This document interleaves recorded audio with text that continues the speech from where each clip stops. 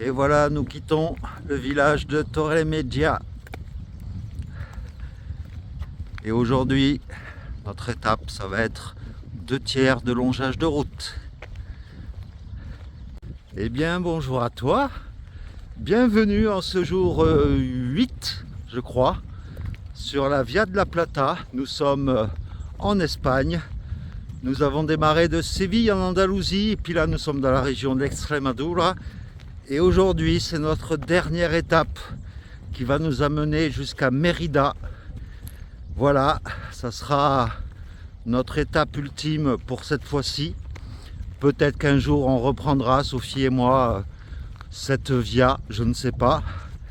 Mais voilà, donc comme je te l'ai dit juste avant, l'étape d'aujourd'hui, ça va être les 2/3 de l'étape du longeage de cette nationale. Et puis on a une étape de 15 km aujourd'hui, donc ça devrait le faire assez facilement. Et donc, eh bien, si tu es confortablement installé, soit dans ton lit, dans ton canapé ou en train de prendre le petit déjeuner, eh bien je te souhaite la bienvenue. Et on peut y aller tranquillement. Allez, let's go!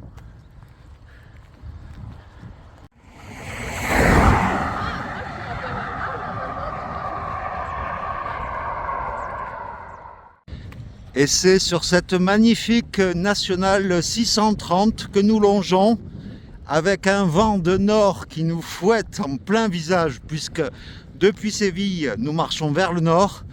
Et bien là, je te présente la carte et le dénivelé du jour. Comme tu peux voir, c'est toujours tout droit et c'est relativement plat. Voilà pour le programme de la journée. Voilà, nous avons quitté temporairement la route. On a pris un petit chemin qui longe la grosse route. C'est déjà un peu plus tranquille, mais il y a toujours autant de vent et toujours un peu de brume à l'horizon. Je ne sais pas si tu vois bien avec le brouillard, mais là en face, il y a une route avec des lampadaires et tout. Et la route, elle s'arrête d'un coup. C'est bizarre, hein?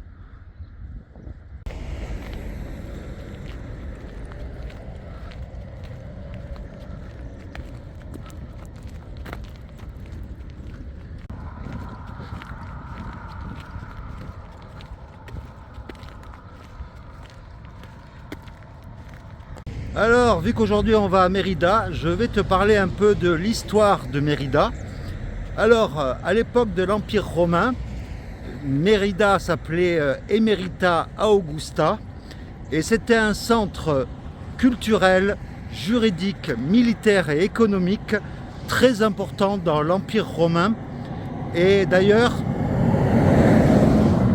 Mérida à l'époque était considérée comme la 9e cité la plus importante de tout l'Empire romain. Donc c'est pour cela que j'espère pouvoir te faire découvrir de magnifiques vestiges de cette époque romaine, dont un amphithéâtre par exemple, et plein de ruines à ciel ouvert. Donc voilà pour la petite histoire.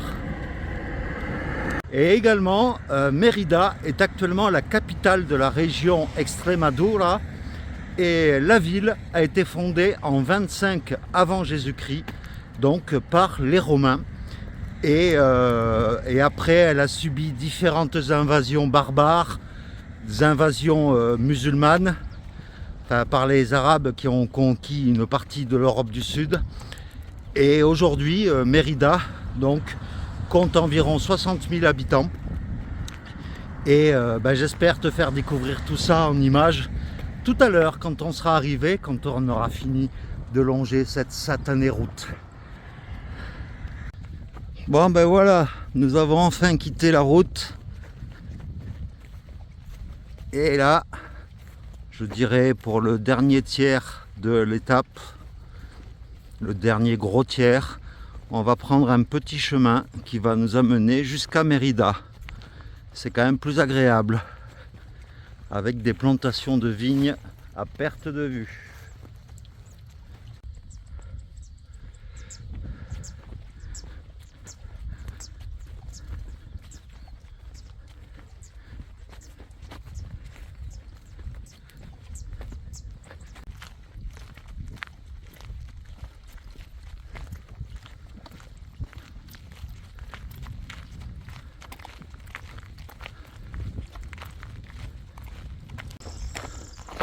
Voilà, nous amorçons tout doucement notre descente en direction de Mérida que nous voyons là-bas au fond.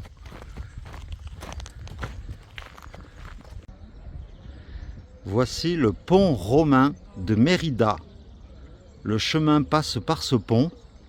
Alors il faut savoir que ce pont a été érigé en même temps que la fondation de la ville, c'est-à-dire au 1er siècle avant Jésus-Christ. Il compte 60 arches et c'est le pont le plus long de toute l'Antiquité puisqu'il fait une longueur de 790 mètres. Et en 1990, lors de la restauration de ce pont, sur les 60 arches, en fait, ils en ont découvert 3 supplémentaires. Donc, voilà, il enjambe une petite île sur laquelle nous sommes. Mais voilà, il a l'air très long, quoi.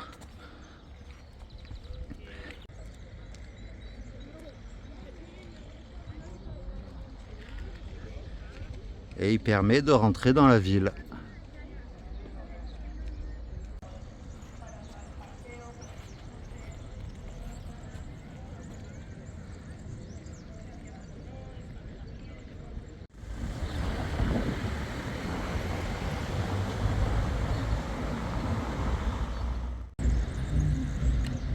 Et maintenant, nous passons devant un aqueduc romain. Enfin, là, c'est une partie, il reste que les piliers. Mais un peu plus loin, je te montrerai la suite de cet aqueduc.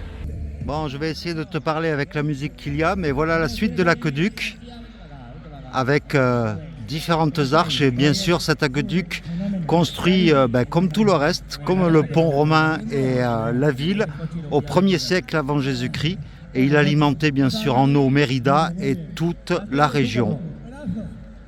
Et il est classé au patrimoine mondial de l'UNESCO depuis 1993.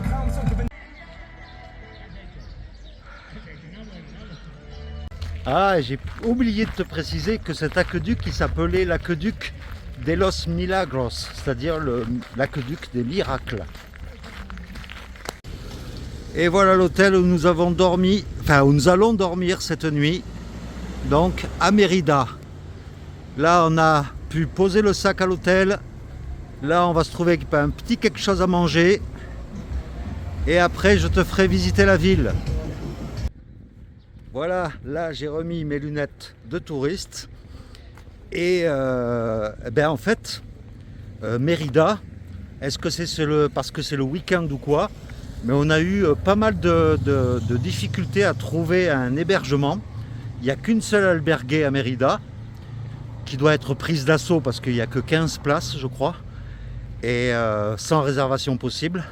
Donc c'est pour ça qu'on s'est rabattu sur un hôtel ici quoi. Bon, pour visiter les monuments ici à Mérida, il y a un billet combiné pour visiter tous les monuments de Mérida pour 17 €. Donc avec Sophie, on s'est dit, voilà, donc on va t'en faire profiter un maximum. Et puis là, on va commencer par la crypte et la basilique Sainte-Eulalie. Et voici d'abord notre visite avec la basilique Sainte-Eulalie et sa crypte, donc à Mérida bien sûr, et on va voir si l'accès est libre ou pas. Bon, il y a pas mal de travaux devant, mais on va aller voir ça. Et là nous descendons dans la crypte de la basilique. Ouh.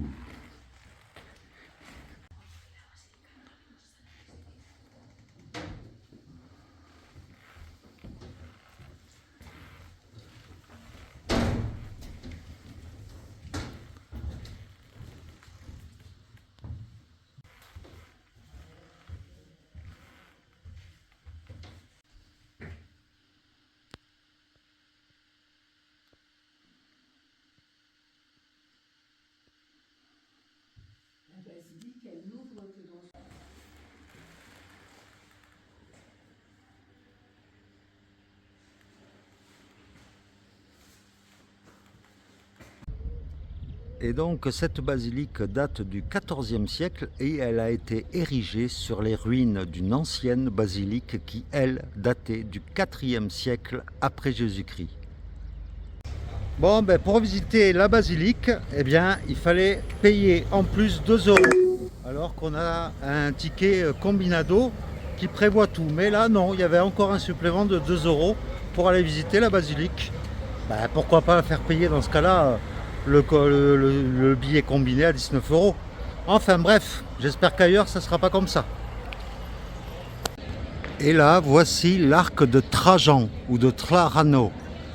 C'est un arc romain qui n'a aucun rapport avec l'empereur Trajan. Mais voilà, il est aussi, lui aussi, depuis 1993, classé au patrimoine mondial de l'UNESCO. Et comme tu peux le voir sur les images, ce sont les restes en fait d'un ancien arc de triomphe. Voilà, dont il ne reste que la voûte en fait.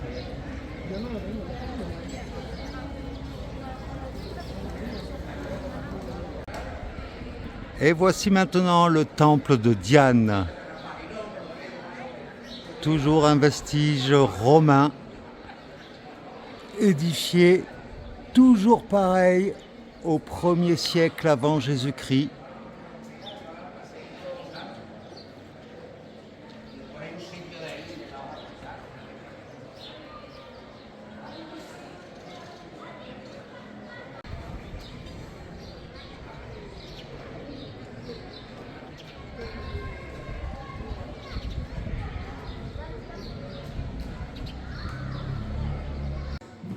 Et voilà à quoi ressemblait le temple de Diane à l'époque de sa construction.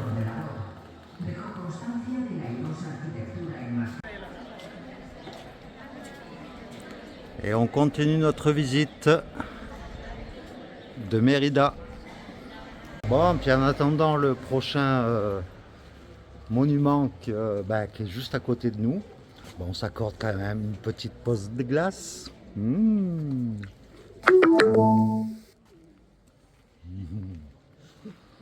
Pendant que nous sirotons notre petite glace, nous voilà donc arrivés au Antigo Foro Municipal, qui doit être un ancien, ce qui reste d'un temple, pareil, de l'époque romaine.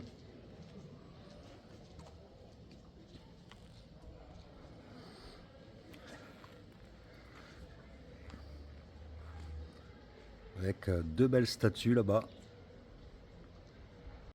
Et en allant vers le Cirque romain, nous retombons sur la suite de l'aqueduc que je t'ai montré quelques minutes avant.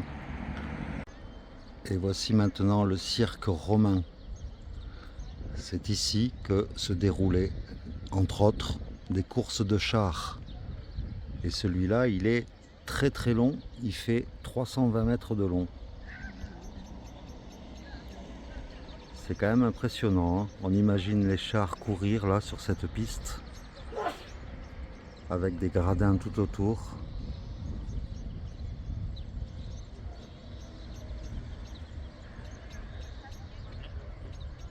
Alors là, nous tombons sur la première grosse pièce emblématique de l'époque romaine ici à Mérida. Là, nous sommes dans l'amphithéâtre de Mérida qui a été inauguré en 8 avant Jésus-Christ. Et il fait 126 mètres de diamètre, de diamètre, et il pouvait accueillir jusqu'à 15 000 personnes.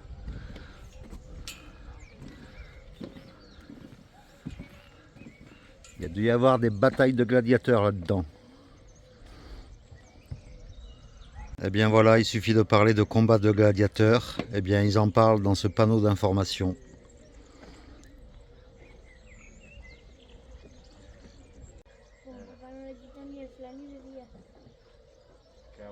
Ay, me explica, estamos bajando, subiendo. Es igual que el coche, hay oscuridad.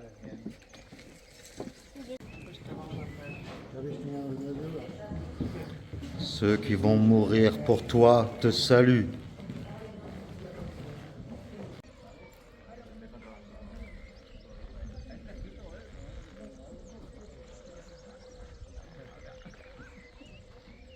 Oh, une gladiatrice.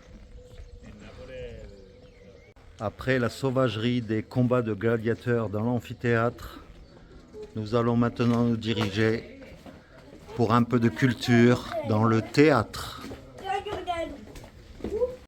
Et voici la pièce maîtresse de notre visite de Mérida, le point culminant. Voici le théâtre de Mérida. Très bien reconstitué, enfin très bien restauré je veux dire, avec de magnifiques colonnes.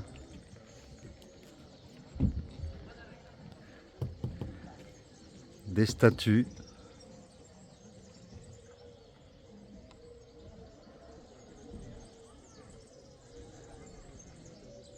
Et face à la scène, bien sûr, les gradins.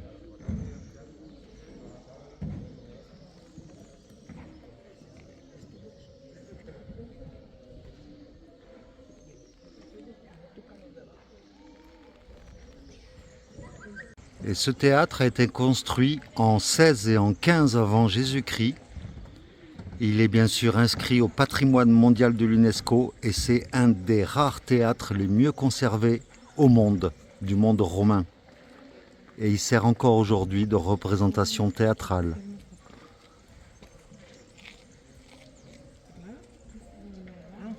Moi personnellement, quand je me retrouve dans ce genre d'endroit, eh bien, j'essaye de m'imaginer, il y a un peu plus de 2000 ans de ça, où il y avait des représentations ici. Et là, on est assis sur des gradins qui étaient occupés par des Romains ou par des Espagnols. Mais voilà quoi, j'adore ce genre d'endroit. Voilà, nous avons terminé notre petite visite touristique de Mérida. Franchement, c'est une belle ville. Et puis là, pour se diriger vers l'hôtel, nous allons passer sous l'aqueduc. Voilà, c'est cool pour terminer cette visite.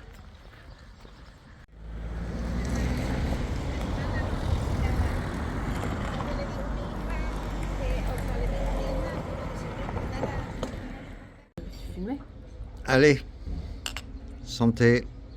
On fête la fin de notre aventure, pour cette fois-ci en tout cas, mais on se retrouvera bientôt. Bon, ce soir, on finit les restes de pizza achetés ce midi, on se régale, et puis après on va se prendre un petit dessert. Putain, mes mains sont bronzées sur la vidéo. Voilà un petit dessert, un petit yaourt, noix de coco et stracciatella. Miam. Eh bien voilà, on a bien profité de la journée. Eh bien, en plus de l'étape officielle qui faisait à peu près 15 km, cet après-midi, Sophie et moi, pour parcourir tout Mérida et aller te montrer les plus beaux monuments de la ville, on a bien parcouru 9 km cet après-midi, ce qui nous fait quand même, on a marché 24 km aujourd'hui, ce qui est pas mal, surtout que marcher en ville, c'est moins agréable que de marcher sur des petits chemins de terre. Mais bon, on a bien profité de la journée, franchement, on a vu de très belles choses. Et pour la dernière journée, en fait, on en aura profité jusqu'au bout. Demain matin, on prend le train, parce que les bus apparemment étaient complets pour revenir sur Séville. Donc demain matin, vers un peu avant 9 heures, on va prendre un train en direction de Séville. On retournera au même hôtel où on était le premier jour, enfin le jour 0, si tu te rappelles bien, à Séville, parce que c'est un hôtel très bien. Et puis demain après-midi, on arrivera en début d'après-midi à Séville. On te proposera également d'autres monuments qu'on ne t'a pas montré le jour 0 à Séville. Ça a été assez rapide, c'est vrai, la visite du jour 0. Mais voilà, demain après-midi, ça sera une dernière visite de Séville avant de repartir lundi matin très très tôt. On va se lever à 3 heures du matin pour prendre un bus qui va nous amener à l'aéroport parce qu'on aura un vol après à 6h30 du matin, à 10 minutes d'intervalle, Sophie et moi, donc ça tombe bien. Donc voilà, mais bon, demain, il y aura quand même, on va te proposer quand même une vidéo Ça sera le transport en train et la visite de Séville. J'espère qu'elle te plaira tout autant que celle d'aujourd'hui. Euh, pour celle d'aujourd'hui, franchement, j'y ai mis tout mon cœur pour te proposer un maximum de belles images. J'espère que tu les auras appréciées. Et puis voilà pour aujourd'hui. Donc je te fais plein de gros bisous. Sophie, bien sûr, se joint à moi. Et puis, je te dis à demain pour une nouvelle aventure. Allez, ciao, bonne nuit ou bonjour.